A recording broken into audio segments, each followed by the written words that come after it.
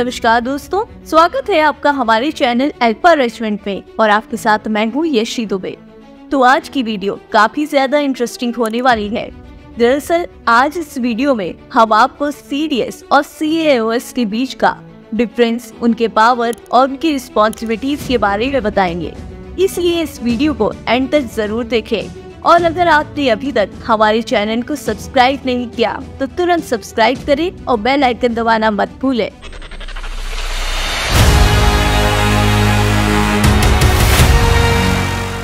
प्रधानमंत्री नरेंद्र मोदी ने 15 अगस्त 2019 को लाल किले की प्राचीर से देश की तीनों सेनाओं के बीच तालमेल को और बेहतर बनाने के लिए चीफ ऑफ डिफेंस स्टाफ यानी CDS के नए पद का ऐलान किया था।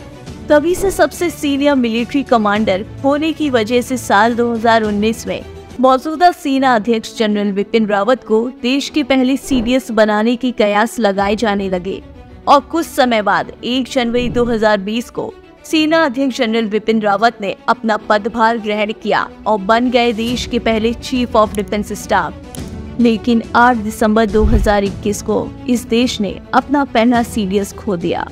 दरअसल जनरल बिपिन रावत का तमिलनाडु के कुन्नूर में हेलीकॉप्टर हादसे में निधन हो गया था।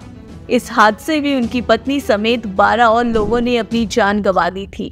उनकी मौत के 9 महीने बाद 30 सितंबर 2022 को भारत को दूसरा chief of defence staff retired lieutenant general Anil Chauhan के रूप में मिला। तो दोस्तों अब जानेंगे चीफ ऑफ डिफेंस स्टाफ कौन होता है।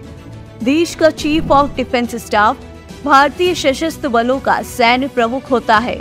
वो भारतीय सशस्त्र बलों की चीफ ऑफ स्टाफ कमेटी का चेयरमैन भी होता है। वो रक्षा मंत्रालय द्वारा बनाए गए नए विभाग डिपार्टमेंट ऑफ मिलिट्री अफेयर्स का प्रमुख भी होता है। अब जानेंगे CDS की क्या क्या रिस्पॉन्सिबिलिटीज होती हैं। चीफ ऑफ डिफेंस स्टाफ प्रमुख सैन्य सलाहकार के रूप में काम करता है। वो रक्षा मंत्रालय को सलाह देता है और आर्म फोर्सेस के बीच आवश्यक तालमेल के लिए CDS की नियुक्ति की जाती है। सेना में ज्वाइंट मैनशिप को बढ़ाने के लिए संसाधनों की बर्बादी को रोकने और निर्णय लेने में तेजी का काम CDS का होता है। CDS किसी भी सेना का प्रमुख नहीं होता। तीनों सेनाओं के प्रमुख अपनी जिम्मेदारियां बखूबी निभाते हैं। वही सेना की तीनों अंगों के बीच कोऑर्डिनेशन को बढ़ाने में चीफ ऑफ डिफेंस स्टाफ की अहम भूमिका होती है। जब बात CDS की हो रही है तो इस पद की जरूरत क्यों पड़ी, ये जानना भी जरूरी है। साल 1999 में हुए कारगिल युद्ध के बाद जब 2001 में तत्कालीन उप प्रधानमंत्री लाल कृष्ण आडवाणी की अध्यक्षता में गठित ग्रुप ऑफ मिनिस्टर्स ने समीक्षा की तो पाया कि तीनों सेनाओं के बीच समन्वय की कमी रही। अगर तीनों सेनाओं के बीच ठीक से तालमेल होता तो नुकसान को काफी हद तक बचाया जा सकता था। उस वक्त चीफ ऑफ डिफेंस स्टाफ यानी CDS का पद बनाने का सुझाव दिया गया था, लेकिन राजनीतिक सहमति नहीं होने की वजह से ये काम पूरा न हो सका। हालांकि मोदी सरकार ने इसे पूरा कर दिया और CDS की जिम्मेदारियां तय करने के बाद पद की घोषणा भी की। तो दोस्तों CDS के बाद अब जानेंगे चीफ ऑफ आर्मी स्टाफ कौन होता है। थल सेना अध्यक्ष भारतीय सेना का प्रमुख होता है और सेना में सर्वोच्च पद का अधिकारी होता है।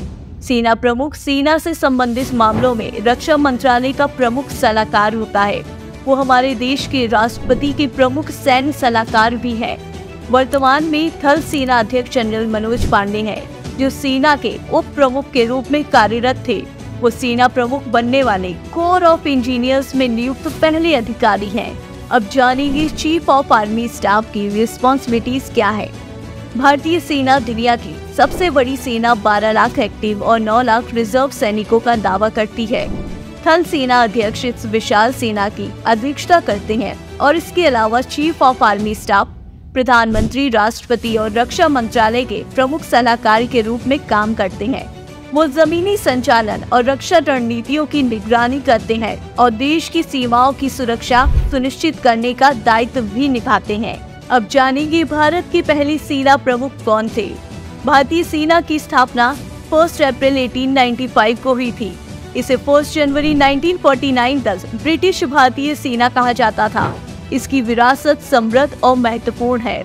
वही अग्रणी commander in chief general sir Robert Lockhart थे, जबकि फील्ड मार्शल कोंडनडेरा एम करियप्पा को पहले भारतीय कमांडर इन चीफ होने का सम्मान मिला था। तो दोस्तों, ये था CDS और CAOS की रिस्पॉन्सिबिलिटीज और पावर पर एक छोटा सा ओवरव्यू। अगर आपको हमारा ये वीडियो पसंद आया हो तो हमारे चैनल अल्फा रेजिमेंट को सब्सक्राइब करना ना भूलें।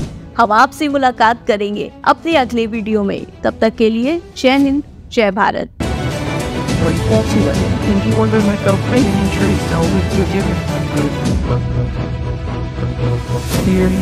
I knew what I was doing.